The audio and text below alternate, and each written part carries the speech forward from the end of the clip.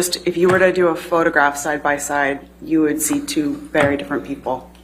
And people that knew her throughout the entirety of their relationships all the same. That was Amber's also loving sister Whitney giving a description of what she had claimed happened while the actress was still married to Johnny Depp. But it seems like her past is now catching up to her, as new evidence by a party outside the case has just come up and not only debunked Whitney's lies, but they have also established a timeline that is completely different from what Whitney had said on the stand. Could this imply that she perjured herself? Well, keep watching to find out the answer to that and many more. And then over time, again, just like the progression of their relationship, it just intensified.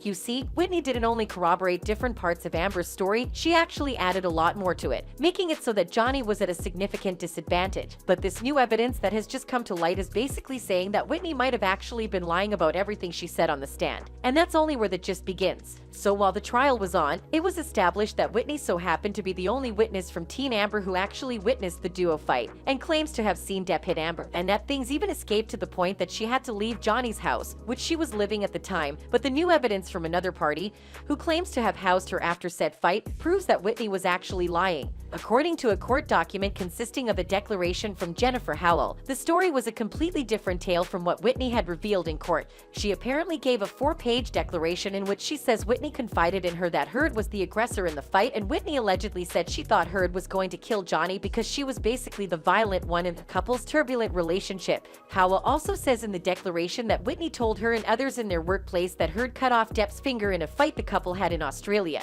Looks pretty bad already, right? Well, newsflash, it only gets even worse. In Howell's declaration, she acknowledged that she was upset when she learned that Heard had pledged millions of dollars to the American Civil Liberties Union and a children's hospital, when Howell thought the money could do more good at the Art of Elysium, the nonprofit she ran and that had employed Whitney, and this was basically what led to the actress's sister coming to stay at her home while there was a frenzy happening with Amber seemingly assaulting Depp at the time. Now, even though all of this seems to prove that Whitney might have repeatedly lied under oath, the fact remains that Depp still won the trial, and this seems like it's irrelevant. But that's not actually the case in reality. You see, this wouldn't even be a thing if Amber hadn't decided that she was going to appeal, and now that she's going through with it, there's going to be a lot more scrutiny of her story, implying that all of these lies her sister may have told will definitely tell on how the appellate court will view her. And considering that she doesn't exactly have a squeaky clean record, there's a chance that this might be grounds to help Depp's team not only toss the case to the side, but maybe even overturn the money she was awarded. Anyway, these possibilities, coupled with the shock that came with the new evidence, had several fans talking on the internet. One user who seemed pretty convinced that Whitney was indeed lying wrote, she also told her boyfriend at the time that Amber was assaulting Johnny, and he gave a declaration stating such. Another user who equally seemed convinced wrote, yup,